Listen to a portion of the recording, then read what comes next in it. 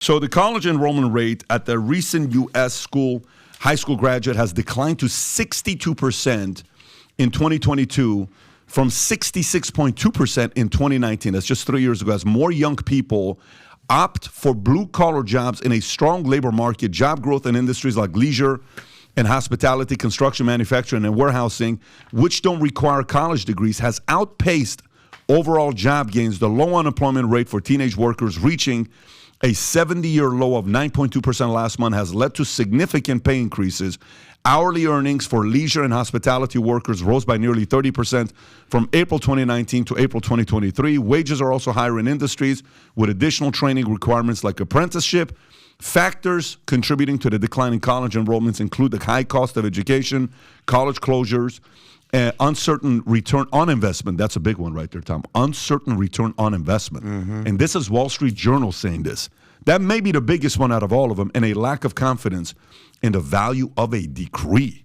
Many Americans question the worth of a college degree, further discouraged by improving job prospects in blue-collar fields. Tom.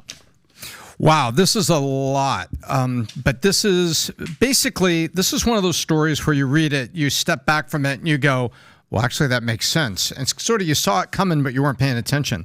So what's happening right now is there's something that was left out on that summary there. You didn't leave it out, Pat. It wasn't in the story, and that is that there is fair to say is about 35% people in this country are conservative and very concerned about the woke things. And you have a lot of parents that are out there that are going to orientations at colleges saying, what the hell am I doing here? Sending my kid to be indoctrinated in a woke institution. So there is also parents stepping back and saying, wow, is the college ROI worth it? I'm about to put 25 to 40 grand a year in there, put 100 to 160 just to put my kid through a basic school. And that's being met with, hey, wait a minute, my uncle was a plumber, and you find out you can make $175,000 a year, I looked up, as a journeyman plumber, not after 20 years, after like 5 years. So the trades are heating up. The blue-collar trades are heating up, giving, real alternatives. And the job market on small business on the other side. Now, small businesses, we're not talking about the plumbers. We're talking about small businesses that are $10 million in sales. That's small compared to, large corporate. And what they're seeing is a lot of people coming in and they still want the COVID package. You're looking for a lot of bookkeepers. There was a quote from a bookkeeper that said somebody came in, they were looking for $61 an hour to be a bookkeeper. And it's like, $10 million company, you would think, wow, can you afford that? No, you can't. Tom, from a perspective of what you're talking about here, I think it's important if you're comfortable talking about this. You made a very big point about the fact that parents are worried about sending their kids to a woke school. The other day, my sister and I were talking to my niece who is wanting to be a lawyer, and she's going to a school, and we're having these conversations about, the school you're going to, you're going to spend a week there, there's going to be woke experiences there that you have to just kind of be prepared for. You just took your daughter, one of them, your oldest, to go to different universities. If you're comfortable giving names, do it. I won't do it. What was the experience like, and how immediately did you see signs of these guys doing the woke thing in universities, some of the biggest universities in America, because your daughter has a 4.6 GPA, so she's only going to the best of universities? Yeah, well, so we did the standard thing. We went on tours, and you register online, and you can go on a certain day, and they take you on a tour. The first part of the tour is you go into a large room, and there'll be somebody from admissions talking, and then there's usually like a senior who's there to talk about the school, the experience of the school, and to personally say, hey, I majored in this. This is what it's all about. But they also stay with a script that comes from the school itself. And the first topic at a top 15 school that is located in the heart of what you might call Music City, and I think we know who we're talking about here. The colors are black and gold. They basically said, Anne, welcome. You are here for a tour. We're so proud of what we've done here. There's a lot of things going on here. And one of the first things we want to let you know is how we're not just inclusive, we're inclusive and also providing services. You can get gender reassignment surgery and support here at not our health center, but the hospital that's part of the research. Let me ask this question. Let me ask this. How many minutes before the orientation started that message was given? That was within the first 5 minutes. So, tell me you're joking, Tom. No, I'm not. I'm not. And I had a parent in front of me turns around and looks at me, and she makes eye contact, and under her breath you could hear her say, she didn't curse, she was like, starting with this? Oh, God. You know, and then so about 20 minutes, this was a script. This person was going off a script and then said, my name is so-and-so, I majored in this.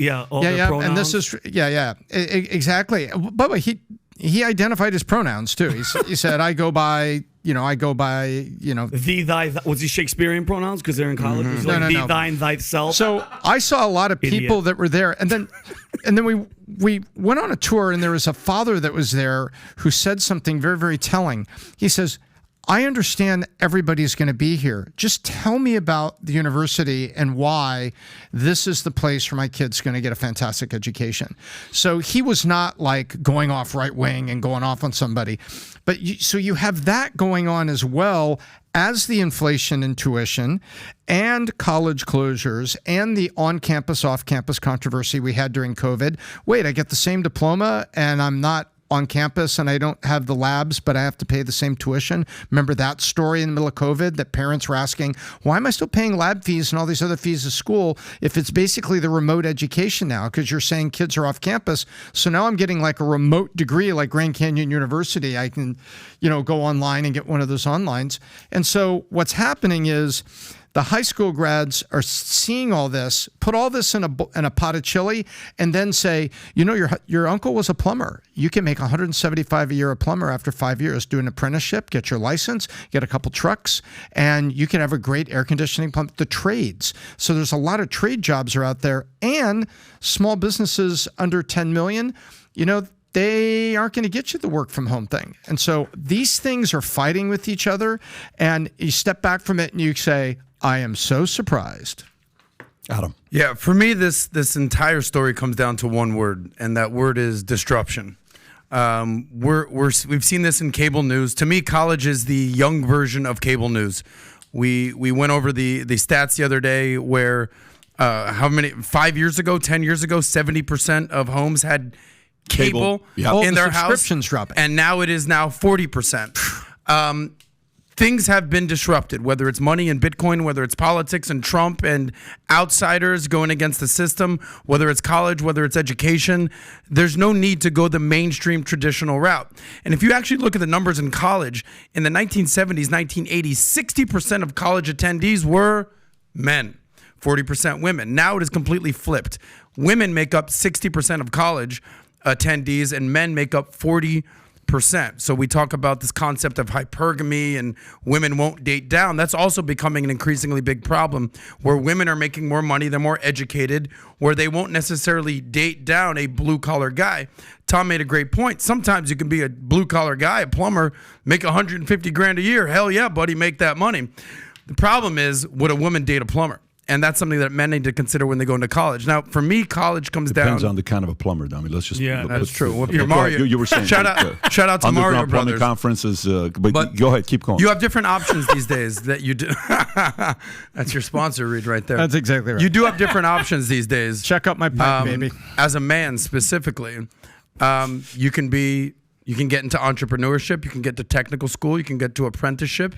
There's so many different options that didn't exist 20 years ago when this whole, should I go to college, not go to college debate really started rearing its ugly head. And why did it rear its ugly head? Let's get real here.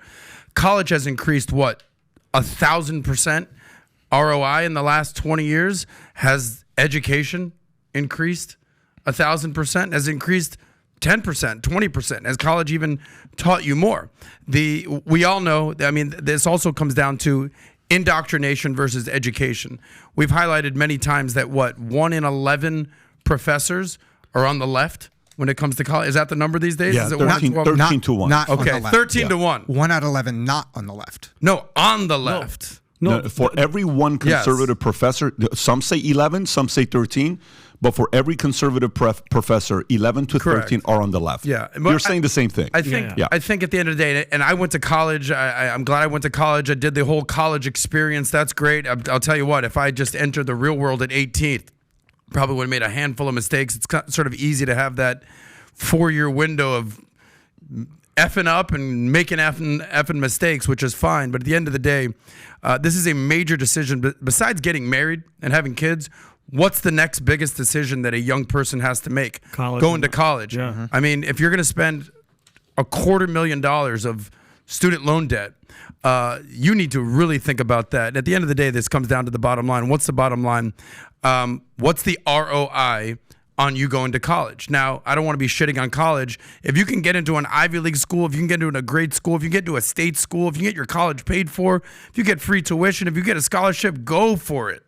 But if you're just going to some small liberal arts school outside of state that you're paying out of state tuition, you're paying $50,000 a year to get some basket weaving education. It's like, what's the ROI on that, Hoss? And that's something that you really need to consider. So far, I'm going to go to the next story. So far, there's a few things that we got. One, disruption, which he's talking about. 2, is the value the same as it was before. 3, the woke, which is scaring parents out.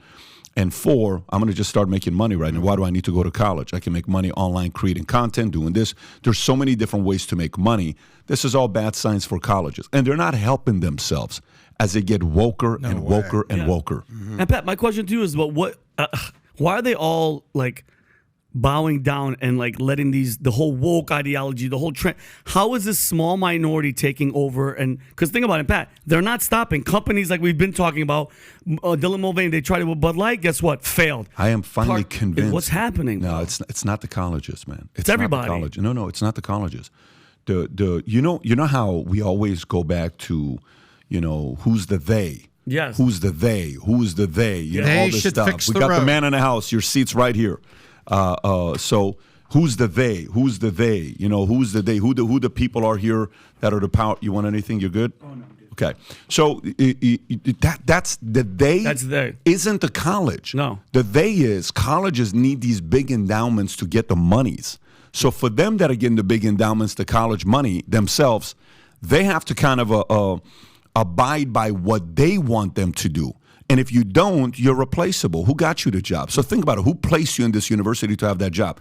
That same person that placed you in that university, dean, whatever the job is, they can take you out. Your loyalty isn't to the students. Mm-hmm. Your loyalty isn't to the kids. Loyalty has changed. Loyalty has changed from CEOs of S&P 500 companies and university deans to students and parents to now funders and where the money is coming from. And if you don't provide loyalty to those guys, you lose your position, your job, your money, all of that stuff. So, and there's one small, not so small thing, the whole concept of student loans. They've been able to raise tuitions at astronomical rates and not worry about the consumer, Pat. The consumer is the student, right? The consumer is the student, and the second consumer is the parents that are paying the bill for the student. So student loans have been there so that they can raise tuition, and the college says, just get the student loan. And who's backing those loans? The United States government. I still think, though, going to a school, like, and I know which school that you were talking about, within the first 5 minutes, for them to say, hey, listen, we do gender reaffirming surgery. We could, if you have a crotch, we'll chop it up. What are we talking about? By the way, what about the school? So the other day, we went and we watched this new movie by Sebastian Maniscalco and Robert De Niro. Okay. How was it? It's freaking funny as hell. Okay. It's actually a very good movie. All right. Within the first 5 minutes, a gay couple's getting married.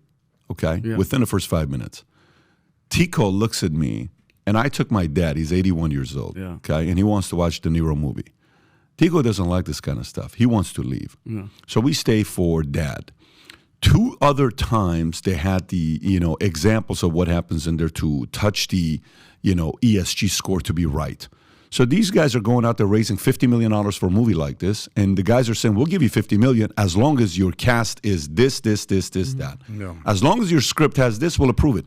It's no longer who you think they're loyal to. It's changed. Anyways, let's move on to a different topic. Can I add one thing since you're a stats guy? You got 20 seconds. Here you go. Since you're a stats guy, this is something you should consider, something we consider valuetainment.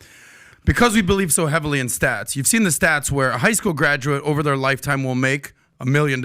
Yeah. A college graduate over their lifetime will make $2 million. A master's degree, BA, and everything with that will make $3 million.